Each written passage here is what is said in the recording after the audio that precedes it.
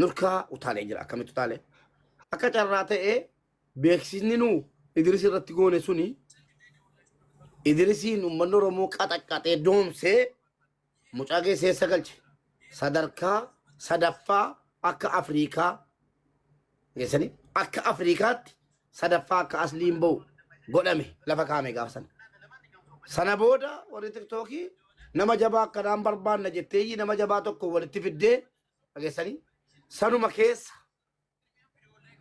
yaa saba Oromoo laafarsu sanuma keessa dhaqee galuu isaatiif wallaahi akka sabaattis gammachuudha akka Itoophiyaattu gammachuudha sanuma sadarkaa sana keessa godhamuu dhumtisaa gammachuu guddaadha jechuudha tokko jedha kanaafuu yoo hadha taphatee mo'ates yoo taphichi hafes yoo injifatames baga gammaddan achuma keessa galee dorgomuu isaatiif ilmi namaa darajaa sana ga'ee dorgomuu dhumtisaa in argamu yoo inaaffaa taate malee warri iyyaa jiru keessattuu geemaroonni iyyaa jiran wallaahi inaaffaa malee wanni tokko jala galchee miti waan an kennu tokkummaa maaltu dhiba waan tokkummaan kennu ana maaltu dhiba waan Abdii Huseen kennu Ustaaz Zamzam maaltu dhiba isuma dhugumaa sin itti himaa habtaam lammiisa ta'u dahaa ayinuu yaabxaal jedhan jedhayyeessi kan kennu sooressa baase jedhayyeessi maal namni jaallatuuf qaboo kennuufi sabiyyii kennaafi jira xuuxoo hodhaa inni asli giftii kennu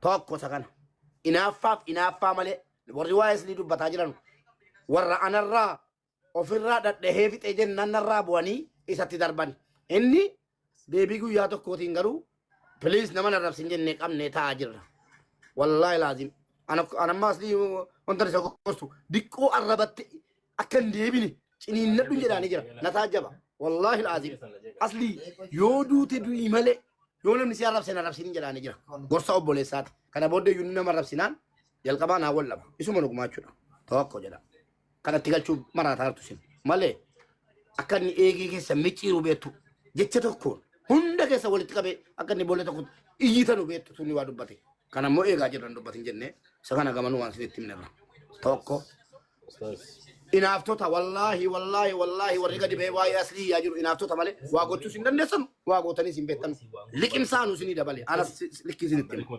tokko warri jibbitan immoo baga gammaddan maaliif jedha obbolaa koo namicha kana hin jibbinee miti dhagaha warri jibbitan waraabadha asliin jibbitanii miti maal goona beektu du'is jettan du'uu dide dhukkubni hin jirre si argatu jettan dhukkubni argachuu dide eebbi keessan naqee abaarsi keessan naqee erga eebbatti ta'e summiin isin qopheessitanuuf dhaqee erga dawaa isaa ta'e maal gootu beektu silas gadi kufi gadi cabi gadi taa'i naafa ta'i jennee dadhabnee nurrumaa guddatee adeemu jedha kanaaf baga gammaddan wanta siniin jedhe erga gadarkiftee nama tokko gadarkiftee dadhabde maal goota beekta ol darbatta jechuudha maaliif guddatee deemu gaafa guddatee jedhe si yaadatu si galee hojii isaa shaqqalaa isaatti gala fooqii isaa ijaarrata amma nama dhaabamee jedhe inni fooqii isaa ijaarrata Finfinnee keessatti makiinaa bitata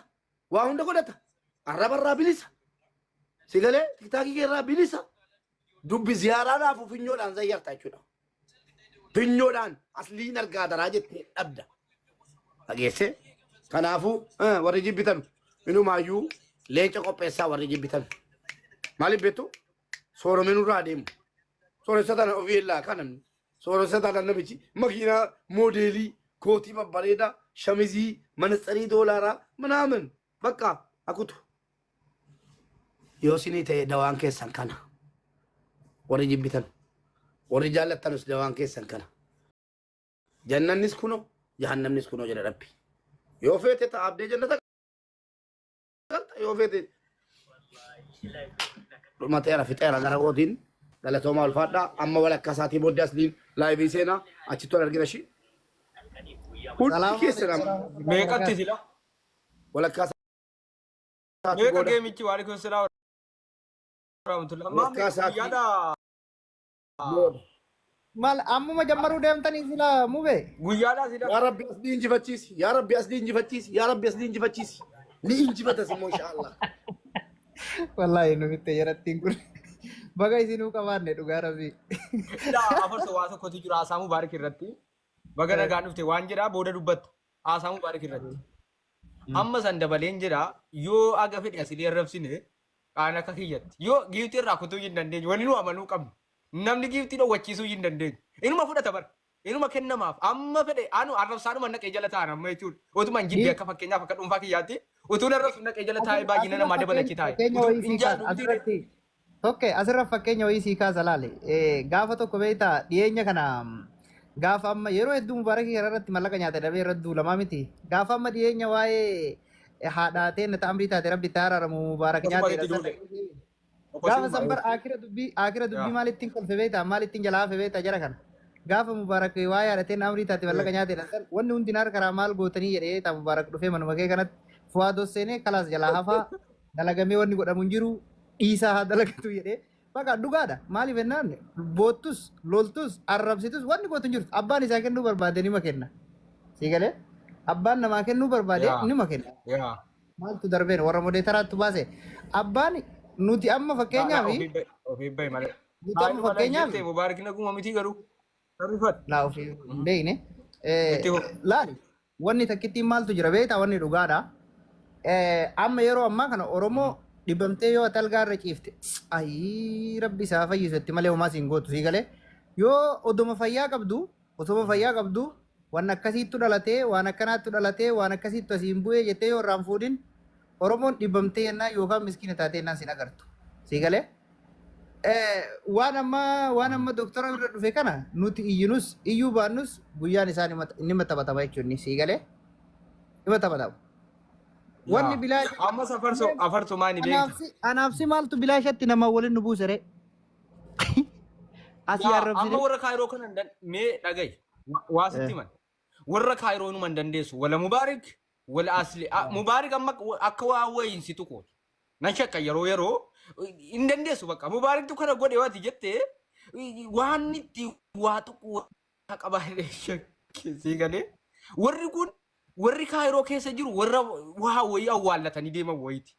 Itti milkaa'ani sii galee ittuma rabsaa jiru kun booda dhaqee jala taa'a sii galee warra siliimaa taphata jedhu dhaqee jala taa'a sii galee dhaqeedhuma jala taa'a. Arrabsaadhuma sii galee amma arrabsaa siliimaa taphateedha geemii isaa immoo dhaqee ilaala baay'ina namaa daban waan ta'e siin kenna sii galee dabalataanis Mubaarakiin kana ilaala amma dubbatee onnee namaa keessa waa kaayee deemeera. Sigalee akka sammuu uummata kanaa qollofu beeka. Amma qollofeera uummata kanaa dhugaa keeti jedheeraa uummata qollofateera. Sammuu uummataa qollofeera. Kana jechuun siriidhaan deemu warri kaayiroo sirii qabu walumaa gala. Sirii qabu. Warra amma warra tooppitoonii ba'an kanneen yoom tafsiifte Oromoo nama jarri kunniin tooppiteenii ba'an amma fakkeenya akka Oromootti tooppiteenii warra ba'e keessaa sigalee. Kaayirootti bocuma guddaa kana dhiisi kun xiqqaadhaayyuu.